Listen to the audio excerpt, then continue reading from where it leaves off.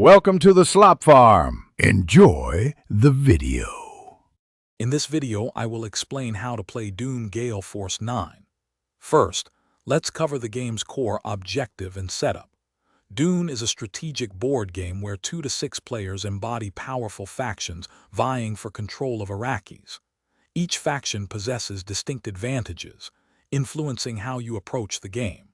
Your ultimate goal is to dominate the spice-rich planet by controlling at least 3 strongholds at the end of any given round, or by being the last faction standing.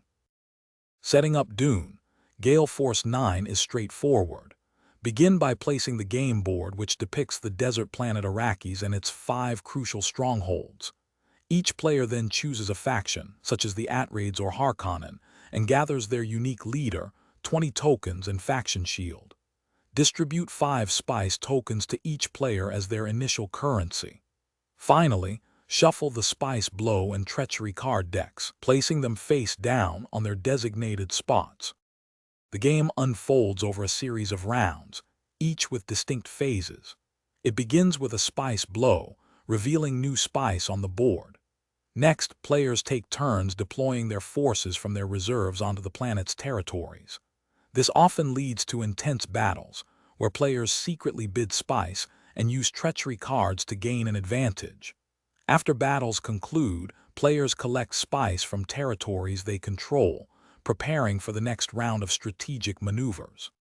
Victory in Dune Gale Force 9 can be achieved in a few ways.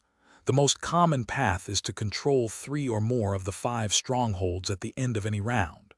Alternatively, if all other factions are eliminated from the game, you emerge victorious. Alliances can also be formed, allowing 2 factions to win together if they collectively meet the stronghold requirement. Mastering your faction's unique abilities and carefully managing your spice are crucial for dominating Arrakis. Thanks for watching. Consider subscribing if we helped you today.